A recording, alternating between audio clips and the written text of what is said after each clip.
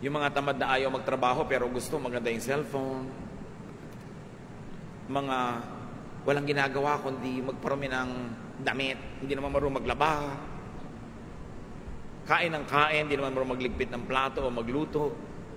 Sa family lahat natitrain yan.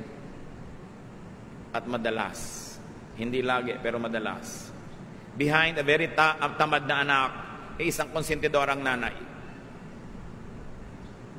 Yung tamad na lalaking ganon, napangasawa mo, ang tamad pala, kadalasan yung biyenan mo ang may kagagawan niyan kasi binaybi si tamad.